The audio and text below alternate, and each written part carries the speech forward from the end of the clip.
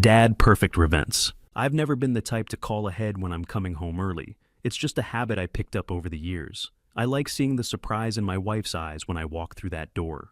Usually, Patty's face lights up and she runs over to give me a hug like we're still newlyweds, even though we've been married for 30 years.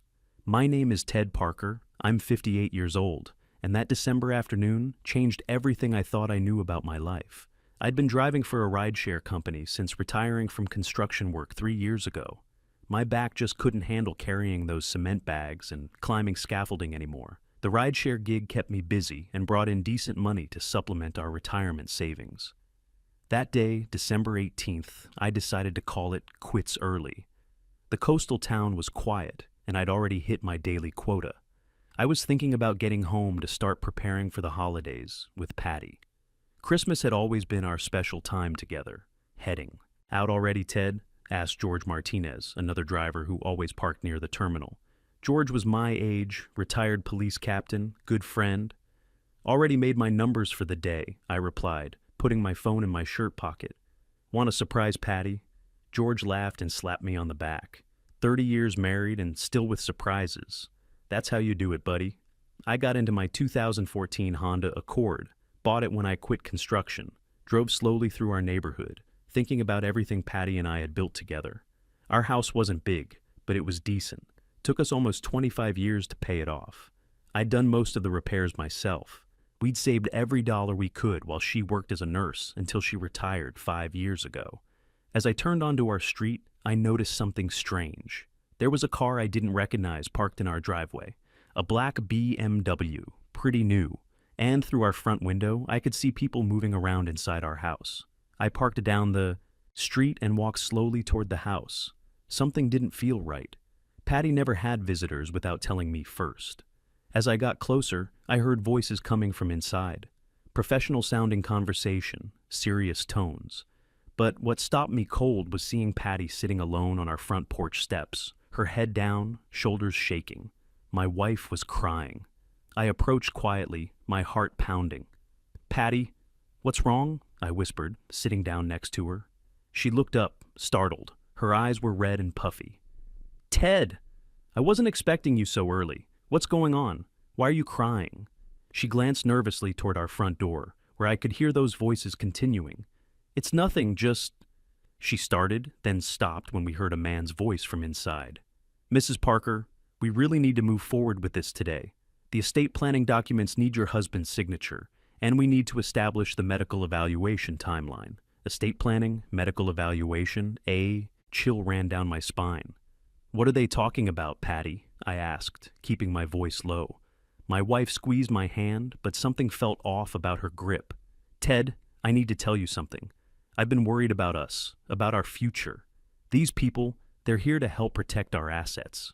Before I could respond, the front door opened and a man in an expensive suit stepped out. He was probably mid-40s, perfectly styled hair, expensive watch.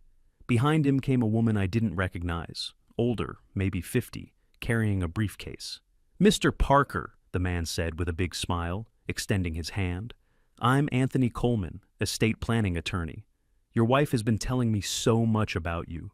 I didn't take his hand. "Estate planning? What kind of estate planning?" "Well, sir," Coleman continued, still trying to sound friendly, "Mrs. Parker contacted our firm because she's concerned about protecting your assets as you both enter your senior years. There are some vulnerabilities that we can help address." "Vulnerabilities?" I looked at Patty, confused. "What vulnerabilities? Our house is paid off. Our retirement savings are solid. What's this really about?" The woman stepped forward. "Mr. Parker, I'm Dr. Dorothy Phillips. I specialize in cognitive assessments for seniors. Your wife mentioned you've been having some episodes lately." "Episodes?" My blood started to boil. "What episodes? I haven't had any episodes of anything." Patty stood up quickly. "Ted, please don't get upset. I just mentioned to them that you've seemed confused lately, forgetting things, getting angry about stuff that doesn't matter." I stared at my wife. This was complete nonsense. "Patty, what are you talking about? I'm not confused about anything." Coleman jumped in smooth as silk. "Mr. Parker, this is exactly why we need to get ahead of these issues. If we establish a proper power of attorney and trust structure now, while you're still competent, it protects everyone. Still competent? The way he said, it made my skin crawl. I think there's been some misunderstanding, I said firmly. Nobody's establishing any power of attorney, and I don't need any cognitive assessment. Dr. Phillips opened her briefcase. Mr. Parker, I have some simple tests here, just basic questions to establish baseline mental function. It's completely routine for men your age. Men my age, I was starting to lose my patience. Lady, I run a business driving people around this city every day.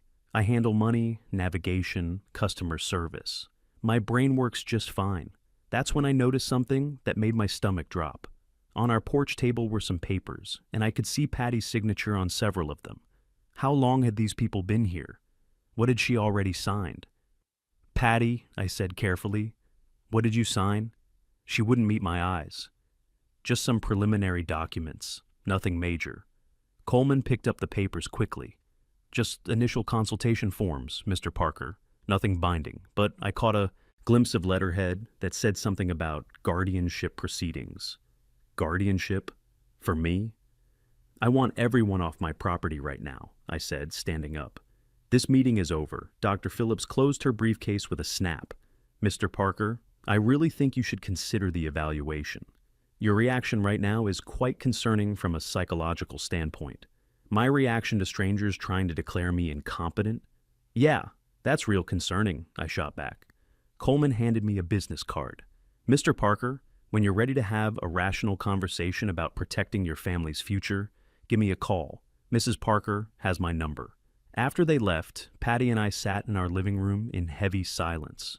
Finally, I asked the question I was afraid to hear. Answered. How long has this been going on? She took a deep breath. About 2 months. Ted, I'm scared. We're getting older. What happens if something happens to you? What if you can't make decisions anymore? So you decided to make them for me? It's not like that. Anthony, Mr. Coleman, he explained how we could protect our assets. Put everything in a trust. Make sure I'm taken care of if something happens. Something was seriously wrong here. Patty, we already have wills. We have beneficiaries set up on our retirement accounts. Why didn't you talk to me before bringing strangers into our house to discuss our private business? She started crying again. Because I knew you'd react like this. You always think you can handle everything yourself. That night, I couldn't sleep.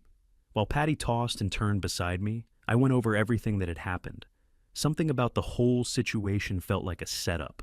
The lawyer's expensive clothes, the way he talked about protecting our assets, Dr. Phillips with her psychological evaluations. I got up early the next morning and called George Martinez. If anyone would know about scams targeting seniors, it would be a retired cop. George, I need some advice about something weird that happened yesterday. I told him the whole story. When I finished, there was silence on the other end of the line. Ted, George said finally, that sounds like elder abuse preparation to me. They're trying to establish that you're incompetent so they can take control of your assets. But Patty's my wife. She wouldn't. Buddy, I've seen this before. Sometimes the spouse is the one being manipulated. Sometimes... He paused. Sometimes they're in on it. That possibility hit me like a punch to the gut. George, what should I do?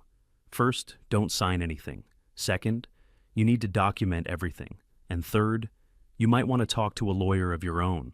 I spent that morning driving around town, thinking, 30 years of marriage. Had Patty really been planning this behind my back? Or was she being manipulated by these people? When I got home, Patty was on the phone. She hung up quickly when she saw me. Who was that? I asked. Just my sister, she said, but she wouldn't look at me. I decided to test something. Patty, I've been thinking about what happened yesterday. Maybe I should get that evaluation after all. Her whole face changed. She looked relieved, excited even. Really? Oh, Ted, I think that's so smart. Dr. Phillips said she could fit you in tomorrow if you want. The eagerness in her voice told me everything I needed to know. This wasn't about protecting our assets. This was about taking them. Actually, let me call Dr. Phillips myself, I said. Get her number from you. Patty hesitated. I have her card upstairs. I'll get it for you. While she was gone, I did something I'd never done before in our marriage. I picked up the phone and hit redial to see who she'd really been talking to. Coleman Law Offices, answered a receptionist. I hung up quickly. So she'd been talking to the lawyer, not her sister. When Patty came back with the business card, I made my decision. You know what, honey? Let me think about it over the weekend. We'll call Monday. That afternoon, I drove to the office of Carol Murphy, a lawyer George had recommended. Carol specialized in protecting seniors from financial abuse. Mr. Parker, Carol said after I'd explained everything, what you're describing is a classic setup for adult guardianship fraud. If they can get a doctor to declare you incompetent, your wife could petition the court for guardianship. Then she'd have control of all your assets. But we're married. She already has access to our joint accounts, not to your retirement funds, your house, your individual accounts. As your guardian, she'd have control over everything. She could sell your house, cash out your retirement, put you in a nursing home. My hands were shaking. Carol, what do I do? We need evidence of what they're planning. Do you have a way to record conversations? I learned how to use the voice recorder app on my phone. Carol also recommended that I start documenting every interaction, keeping copies of any papers, and gathering evidence of our actual assets. That weekend, I told Patty I wanted to meet with Coleman and Dr. Phillips again. But this time, I want to understand exactly what we're signing up for. She seemed thrilled. I'll call Anthony right now. The meeting was set for Monday afternoon at Coleman's office. I wore a wire, just my phone recording in my shirt pocket like Carol had taught me. Coleman's office was fancy, leather chairs, expensive art, the works. Dr. Phillips was there too, along with Patty. Mr. Parker, Coleman began, I'm so glad you've decided to move forward with protecting your estate. Before we start, I said, I want to understand exactly what you're proposing. He spread out some documents. It's quite simple. We establish a trust with your wife as the primary trustee. We also set up a durable power of attorney so she can handle your affairs if you become unable to do so. And Dr. Phillips evaluates my mental state. Dr. Phillips nodded. It's just to establish a baseline, Mr. Parker. So, if there are any questions later about your capacity when you sign these documents, we have professional documentation that you were competent at the time. But something in her wording bothered me. What do you mean, if there are questions later? Coleman jumped in. Well, Mr. Parker, given your age and your wife's concerns about your recent behavior, it's possible that at some point your mental acuity might decline. This protects everyone. What behavior? What has my wife told you about my behavior? Patty spoke up for the first time. Ted, you've been forgetting things, getting confused about directions when you're driving, getting angry about small stuff. This was completely false.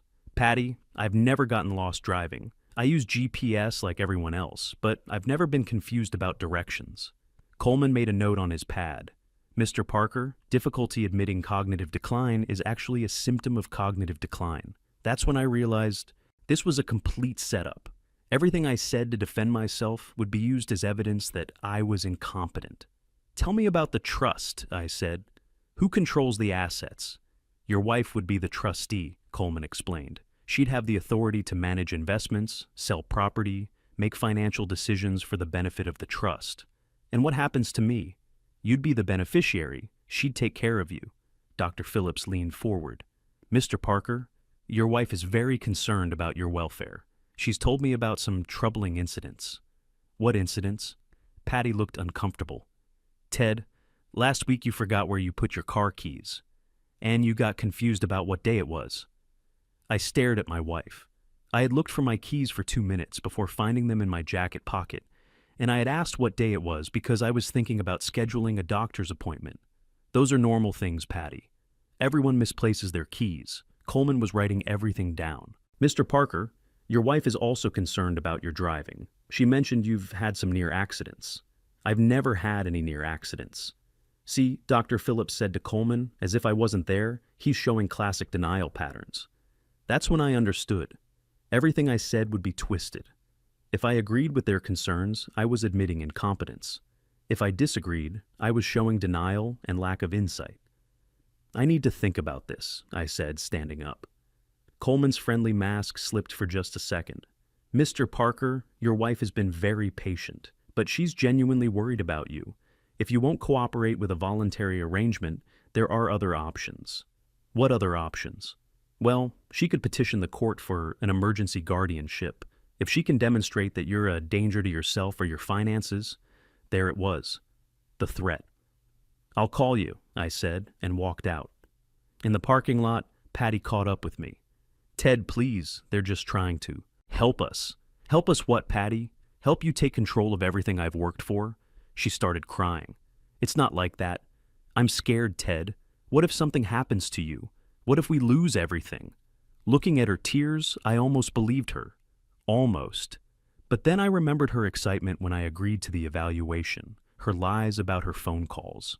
That night, I called Carol Murphy and played her the recording. "Mr. Parker, this is exactly what I was afraid of.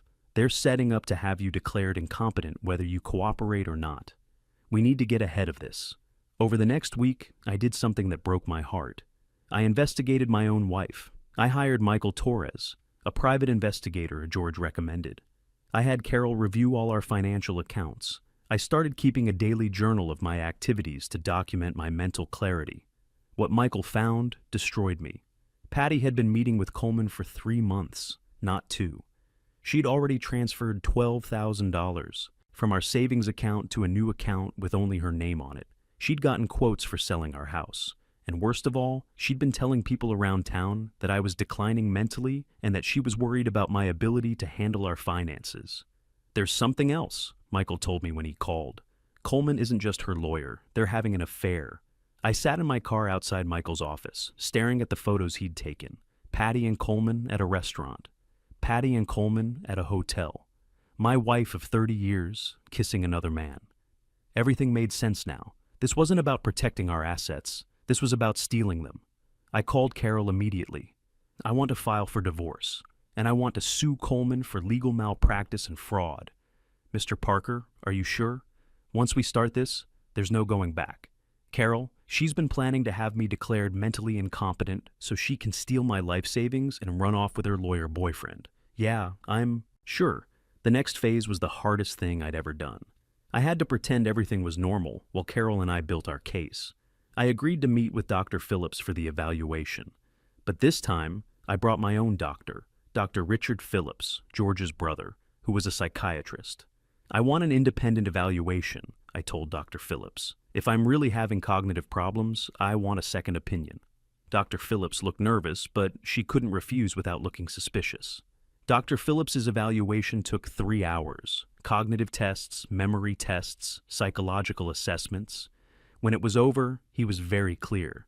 "Mr. Parker, you're in excellent mental health. Your cognitive function is well above average for your age group. Anyone suggesting you're incompetent is either mistaken or lying." I had his written report within 2 days. Meanwhile, Carol was building our legal case. She'd found out that Dr. Dorothy Phillips wasn't even a licensed psychiatrist in our state.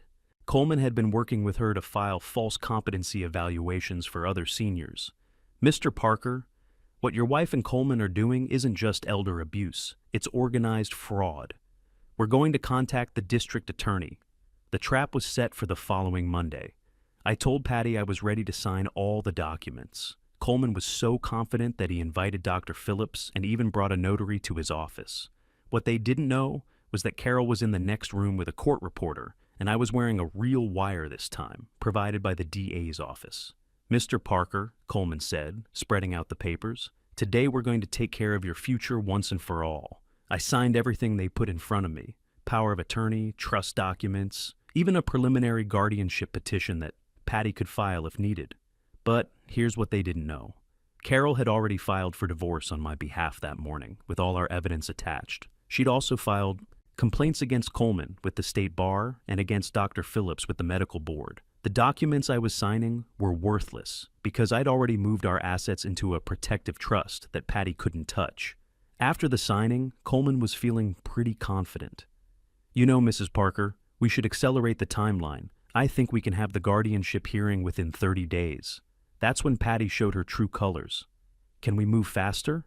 I want to list the house before spring. The market's really good right now." "And the retirement accounts?" Coleman asked. "I'll need access to those as soon as possible. Ted's been talking about some crazy investment ideas. I need to protect that money before he does something stupid with it." They were planning to cash out my entire retirement fund. 30 years of contributions, plus employer matching, plus compound interest. Almost $320,000 that I'd saved for our golden years together. I kept my face neutral, but inside, I was dying. This woman I'd loved for 3 decades was planning to steal my life savings and leave me with nothing. The meeting ended with handshakes and smiles. Coleman told me I was doing the right thing for everyone. As Patty and I walked to our cars, she actually hugged me. "Ted, I'm so proud of you for doing this. You're going to be so much happier when you don't have to worry about all these financial decisions." That night was the longest of my life. I lay next to my wife, knowing it was probably the last time, knowing that everything between us had been a lie. The next morning, Carol called. "Mr. Parker, the DA wants to move forward with criminal charges. Are you ready? I'm ready." At 10 a.m., police officers arrived at Coleman's office with a search warrant. At 10:15, they arrived at our house. Patty was in the kitchen making coffee when Detective Sarah Walsh knocked on our door. "Mrs. Patricia Parker, you're under arrest for conspiracy to commit elder abuse, financial fraud, and filing false documents." I watched them put handcuffs on the woman I'd thought I'd spend the rest of my life with. She looked at me with complete confusion. "Ted, what's happening? Call Anthony, tell him to fix this." "Patty," I said quietly, "Anthony's being arrested too." The next few months were a blur of court dates, depositions, and lawyers. But the evidence was overwhelming. The recordings, the financial transfers, the fake psychiatric evaluation, Coleman's history of similar scams. In the end, Coleman got 2 years in prison and lost his license permanently. Dr. Dorothy Phillips got 6 months and was banned from practicing in our state. Patty pled guilty to avoid trial. She got 1 year of house arrest and 3 years probation. She also had to pay back the $12,000 she'd stolen, plus legal fees for both sides.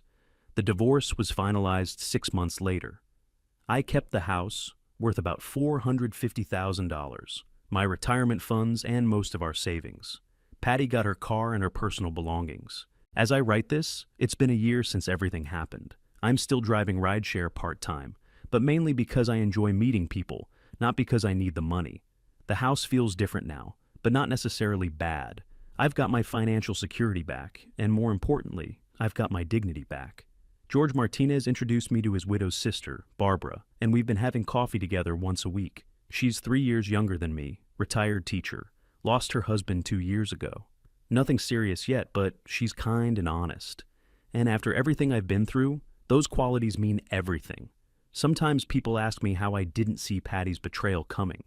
The truth is, when you trust someone completely for 30 years, you don't look for signs of betrayal. You assume the person you fell in love with is still there. But here's what I learned. People change. Sometimes slowly, sometimes all at once. And sometimes they reveal who they always were underneath. I also learned that it's never too late to fight for yourself. At 58, I thought my life was pretty much set. I figured I'd coast into retirement with Patty, maybe do some traveling, spend time with grandkids if our kids ever had any. Instead, I'm starting over. And you know what? It's not scary anymore. It's actually kind of exciting. To any men out there going through something similar, here's my advice. Trust your instincts. If something feels wrong, it probably is. Document everything. Get professional help from people who are really on your side, and don't be ashamed to fight for what's yours. I spent 30 years building a life with someone who decided to steal it from me. But in the end, I kept what mattered most, my self-respect, my independence, and my future. That's worth more than any amount of money they could have taken. The most important lesson I learned is that you can't protect yourself from betrayal, but you can protect yourself from being destroyed by it. When someone shows you who they really are, believe them the first time. And sometimes the worst thing that happens to you turns out to be the best thing that could have happened. I'm 59 now, financially secure, and for the first time in years, I'm looking forward to what comes next. Not bad for an old construction worker who almost lost everything to a lying wife and her crooked lawyer boyfriend. The hardest part wasn't losing the money, or even the marriage. It was accepting that the woman who shared my bed for 30 years had been planning my destruction while I slept peacefully beside her, trusting completely. But here's the truth they don't want you to know. When you're a man over 55 with assets, you're not just a husband or a father anymore. You're a target, and the people closest to you might be the ones holding the crosshairs.